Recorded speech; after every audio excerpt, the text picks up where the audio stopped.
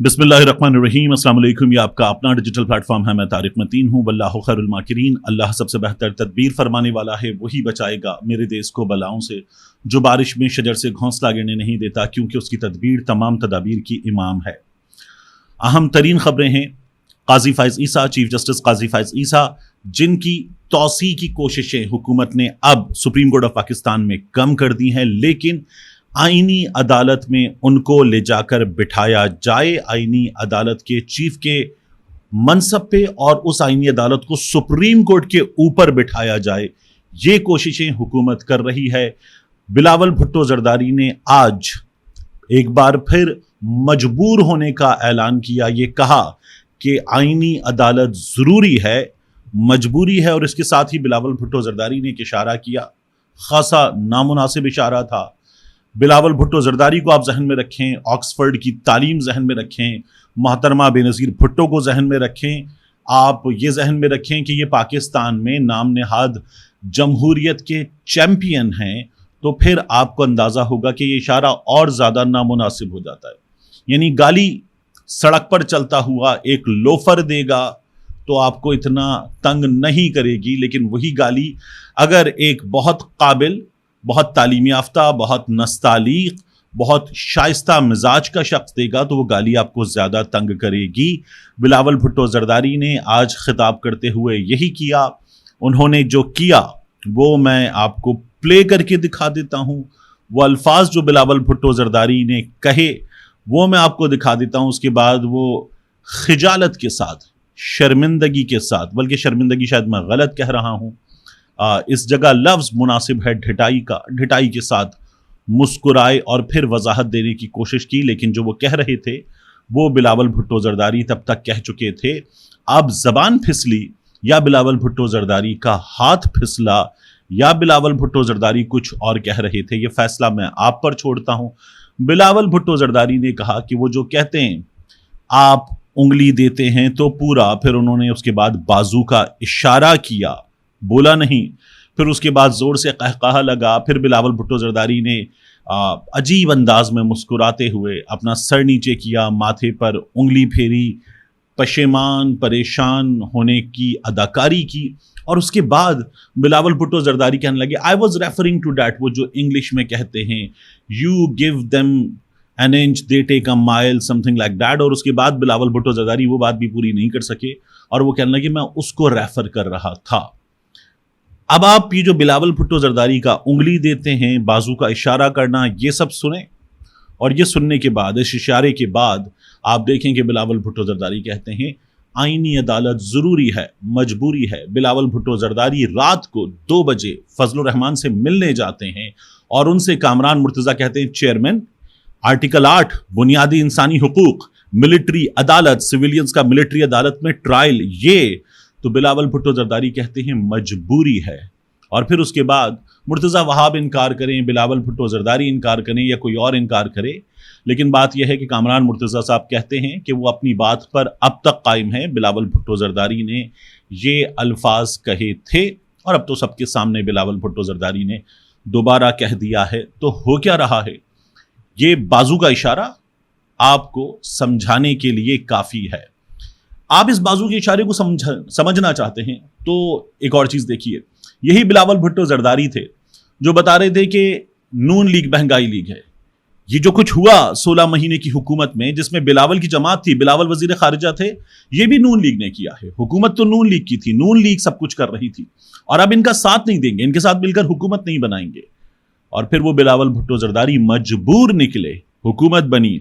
और अब किसी भी तज्जियाकार को आप देख लें तो आपको बताएगा कि इस निज़ाम के 2 सिग्नेटरी हैं, उनमें से एक को ज़्यादा मजबूर या कई दफ़ा इनकलाबी बनाकर हमारे सहाफ़ी पेश करते हैं कि ये जो तरामीम अभी भी नाकाम हुई थी, नवाज शरीफ ने नाकाम करवाई। तो अब वो नवाज शरीफ क्या कर रहा है? अगर ये नवाज शरीफ ने नाकाम करवाई थी तो इन तरामीम के लिए नवाज शरीफ की फर्स्ट चॉइस, ऐसी चॉइस कि जिसके पाकिस्तान वापस आने, नवाज शरीफ उसके आने पर पाकिस्तान वापस आए थे, काजी फाइज ईसा, वो क्या कर रहे हैं? इधर ऑर्डिनेंस जारी होता है, उधर जरदारी साहब साइन करते हैं, और उसके फौरी बाद मुनीब अख्तर को निकाल के काजी फाइज ईसा ऑर्डिनेंस को सीने से लगा लेते हैं। تو وہ نواز شریف کیا کر رہا ہے؟ بلاول بھٹو زرداری آئینی عدالت کو مجبوری کہتے ہیں تو وہ نواز شریف کیا کر رہا ہے؟ سویلینز کا ملٹری ٹرائل ہونے جا رہا ہے، وہ نواز شریف کیا کر رہا ہے؟ تو یہ جو ہمارے ہاں 2 روپے کے 4 اٹھنی کا 1 والے دانشور بتاتے ہیں نواز شریف نے ناکام بنوائی، وہ دانشور جواب دیں کہ وہ نواز شریف کہاں ہے؟ اس وقت جو کچھ ہو رہا ہے، جو ایک سیاسی جماعت کے ساتھ ہوا، جو گنڈا پور کے ساتھ ہوا، جو شاہد خٹک کے ساتھ ہوا، جو باقیوں کے ساتھ ہو رہا ہے، کہ ایسے مقدمات عالیہ حمزہ کے ساتھ ہو رہا ہے، مطلب گنڈا پور کو سائیڈ پہ کریں، شاہد خٹک کو سائیڈ پہ کریں، نواز شریف کی اپنی بیٹی کی شاید ہم عمر عالیہ حمزہ جو اس کے ساتھ ہو رہا ہے، کہ عالیہ حمزہ نے پولیس والے کی وردی پھاڑ دی، جو خواتین کے ساتھ ہو رہا ہے، یہ نواز شریف ہے۔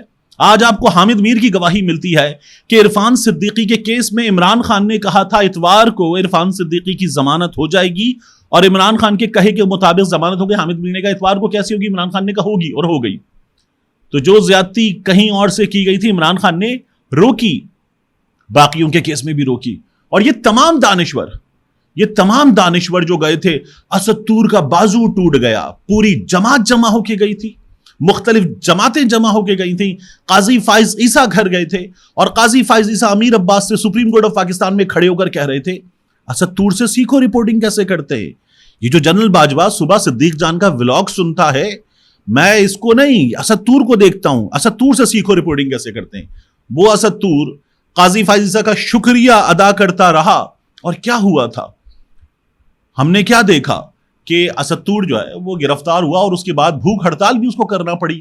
ان میں سے کوئی گیا دوبارہ اسد طور کے گھر؟ یہ وہ لوگ جو بلوچستان کے لوگوں کو سڑکوں پر آلتی پالتی مار کے بیٹھ کر ان کی بچیوں کو گود میں اٹھاتے تھے، ان کے ساتھ تصویریں کھنچواتے تھے، لگاتے تھے، اب ان میں سے کوئی بولتا ہے؟ یہ طاقتوروں کے کاسالیس لوگ ہیں، اور یہ کاسالیسی کرنے سے باز نہیں آ سکتے۔ ان کا جنم آمریت کی کیاری میں ہوا تھا، یہ اسی طرح سے چلیں گے۔ بھٹو ڈیڈی کہتے تھے ایک ڈکٹیٹر کو، میاں نواز شریف روحانی والد قرار دیتے تھے ایک ڈکٹیٹر کو، اور ایک ڈکٹیٹر کے مکے لہرانے پر کراچی کی متحدہ قومی موومنٹ 12 مئی کر بیٹھی تھی۔ اب یہ سب چیزیں ہمارے سامنے ہیں، دونوں جانب سے جو کچھ ہوا تھا اس روز وہ ہمارے سامنے حقیقت ہے۔ تو یہ سیاسی جماعتیں اس وقت یہ کر رہی ہیں۔ اس کے بعد آپ ایک چیز دیکھیے کہ قاضی فائز عیسیٰ نے عدالت میں کیا کیا۔ باضابطہ طور پر ان پر اعتراض کیا گیا۔ یہ جو الیکشن ٹرائیبیونل کا کیس ہے، سلمان اکرم راجہ صاحب کہتے ہیں آج ایک اور چیز سامنے آئی۔ عالیہ نیلم صاحبہ نے 4 ججز اڑا دیے، 6 ججز دیے تھے شہزاد ملک صاحب نے، ان کو اٹھا کر سپریم کورٹ لائے، ورنہ کسی کو ترقی دینے کی سوچ نہیں ہوتی۔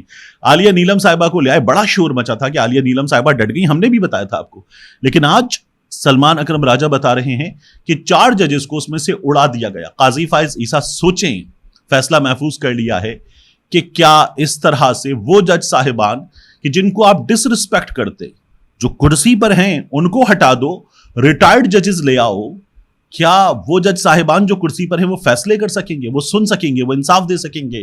انصاف کے انسٹیٹیوشن پہ سب سے بڑا حملہ اس وقت اگر کسی شخص کی جانب سے کیا جا رہا ہے تو وہ سب سے بڑی کرسی پر بیٹھی ہوئی شخصیت میری رائے میں قاضی فائز عیسیٰ ہیں، جنہوں نے جب حکومت نے کہا اوکے جج صاحبان اب آپ ایسے ہو جائیں تو ایسے ہو گئے، پھر اس کے بعد آرڈیننس آیا اور کہا گیا 3 سینئر ججز اب آپ ایسے ہو جائیں تو وہ ایسے ہو گئے، پھر اس کے بعد حکومت نے کہا اوکے 2 سینئر ججز اور 1 جج چیف جسٹس کی مرضی کا اب آپ ایسے ہو جائیں تو وہ ایسے ہو گئے، اور اس کے بعد حکومت یہ بتاتی ہے کہ جو ٹرائیبیونل میں ججز ہیں ریٹائرڈ ججز ہوں گے، اب جج صاحبان آپ ایسے ہو جائیں تو وہ ایسے ہو گئے۔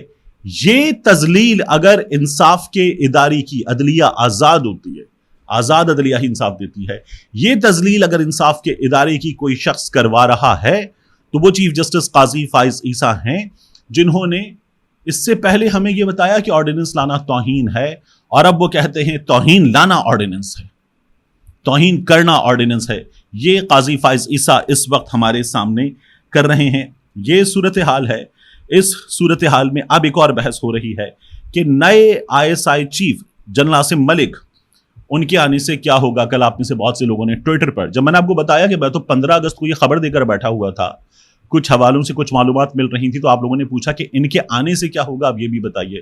تو پھر میں آپ کے سامنے یہ بھی رکھ دوں کہ بتایا یہ جا رہا ہے کہ پالیسیز کا تسلسل ہوگا.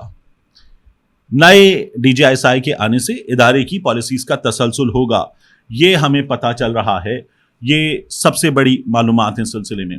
اب اس کے بعد وہ جو بتایا جا رہا ہے کہ یہ اپنے والد کے انڈر بھی کام کر چکے ہیں, ان کے غالباً اے ڈی سی کہتے ہیں اس عہدے کو, اس وقت مجھے صحیح یاد نہیں, تو یہ وہ بھی کر چکے ہیں. پھر اس کے بعد یہ مختلف وہ جو ہمارے سامنے آتے ہیں نا کہ یہ ایک پروفیشنل سولجر ہیں. مجھے حیرانی ہوتی ہے, ہمارے یہاں بہت بڑی تعداد میں صحافی کہتے ہیں نئے ڈی جی ایس آئی ایک پروفیشنل سولجر ہیں, باقی کیا ہیں؟ سبھی پروفیشنل سولجرز ہیں. یہ تمام کے تمام تربیت کے بعد ادارہ جاتی تعلیم کی, اور پھر اس کے بعد مختلف ایگزامینیشنز ایک کے بعد ایک ان سے گزرتے ہوئے اس مرحلے تک پہنچتے ہیں. تو یہ تمام کے تمام پروفیشنل سولجر ہیں. یہ تمام کے تمام اپنی ذمہ داریاں انجام دیں اپنے حلف کے مطابق, تو بہترین ذمہ داریاں انجام دی جا سکتی ہیں. یہ اس وقت تک کی سچویشن ہے. اس کے بعد میں آپ سے عرض کروں کہ عمران خان صاحب نے آج اڈیالہ جیل میں جو گفتگو کی ہے وہ بہت بہت زیادہ اہم ہے. عمران خان صاحب اڈیالہ جیل میں گفتگو کرتے ہوئے آگے کا جو پلان ہے وہ پلان بھی دے رہے ہیں, اور army chief general Asim Munir پر ایک بار پھر عمران خان صاحب نے جو باتیں کی ہیں وہ تمام کے تمام عمران خان صاحب کے الفاظ کوٹ ان کوٹ میں آپ کے سامنے رکھ دیتا ہوں.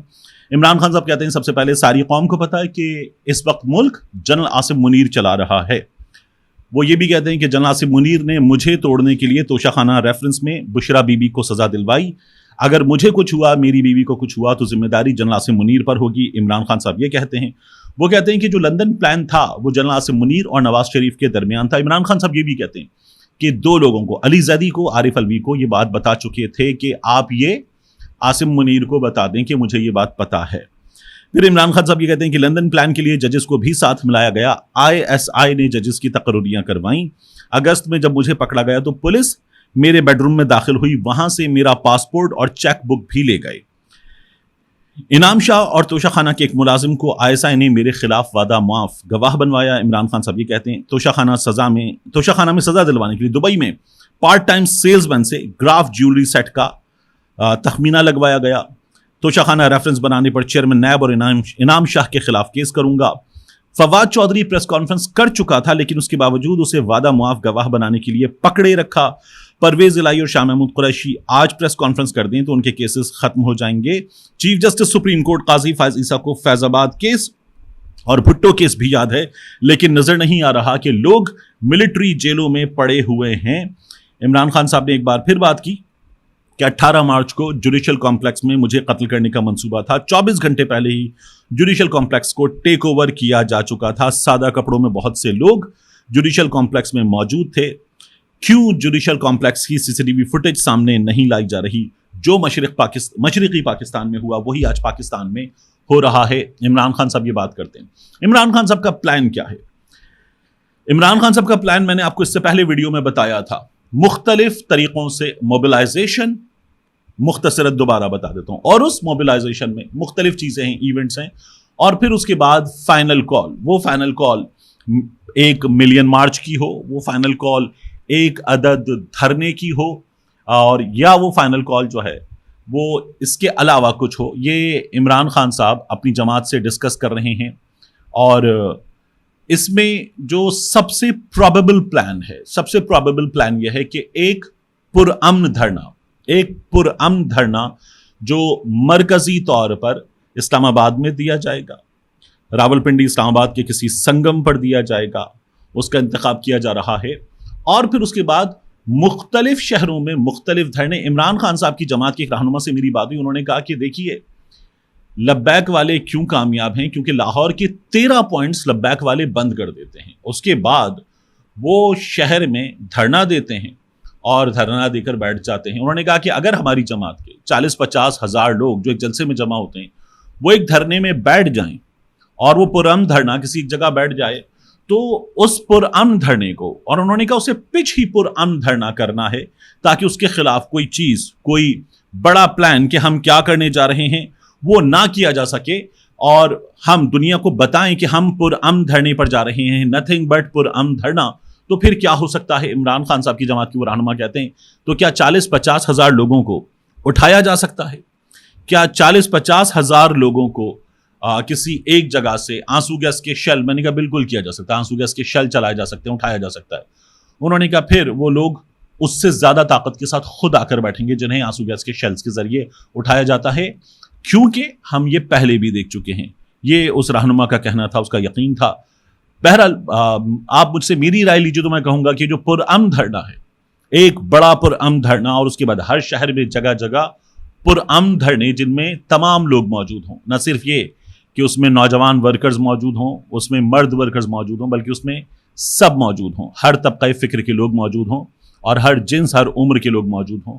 وہ پرامن دھرنا جمہوری ہے، آئینی ہے، اور وہ پرامن دھرنا حل ہو سکتا ہے اس سچویشن کا، جس میں انصاف کا ایوان، پارلیمان، تمام چیزیں یہ طاقتوروں کے آگے سرنگوں کر چکی ہیں. ملتے ہیں انشاءاللہ آپ سے اگلی ویڈیو میں.